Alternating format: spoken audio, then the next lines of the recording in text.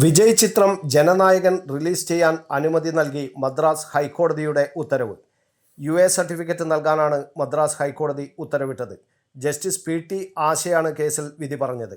Certificate നൽകാമെന്ന് ഉറപ്പ് നൽകിയതിന് ശേഷം റിവൈസിംഗ് കമ്മിറ്റിക്ക് വിട്ടത് എന്തിനാണെന്ന് കോടതി മുമ്പ് വാദത്തിനിടെ ചോദിച്ചിരുന്നു. കമ്മിറ്റിയിൽ അംഗമായ ഒരാൾ തന്നെ പരാതിക്കാരനാകുന്നത് അനാരോഗ്യകരമായ പ്രവണതയാണെന്നും കോടതി വിമർശിച്ചിരുന്നു. എന്നാൽ സർട്ടിഫിക്കറ്റ് നൽകുന്നതിന് മുമ്പ് എപ്പോൾ വേണമെങ്കിലും CBFC ചെയർമാന് ഇടപെടാമെന്നായിരുന്നു സെൻസർ ബോർഡിൻ്റെ നിലപാട്. നിർമ്മാതാക്കൾക്ക് അനുകൂലമായ ഉത്തരവ് വന്നാലും സെൻസർ ബോർഡ് അപ്പീൽ നൽകാൻ സാധ്യതയുണ്ട് എന്ന് നേരത്തെ റിപ്പോർട്ടുകളുണ്ടായിരുന്നു. പൊങ്കലിന് മുൻപായി ഈ മാസം 14-നോ അല്ലെങ്കിൽ 23-നോ ചിത്രം റിലീസ് ചെയ്യാനാണ് നിർമ്മാതാക്കളുടെ ശ്രമം. ഇന്നാണ് ചിത്രം റിലീസ് ചെയ്യാൻ ആദ്യം തീരുമാനിച്ചിരുന്നത്. വിജയ് നായകനായി ഒടുവിൽ പ്രദർശനത്തിനെത്തിയത്.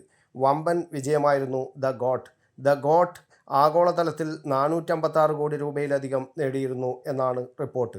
വെങ്കട് പ്രഭുവാണ് സംവിധാനം നിർവഹിച്ചത്. News bureau, Kannur media.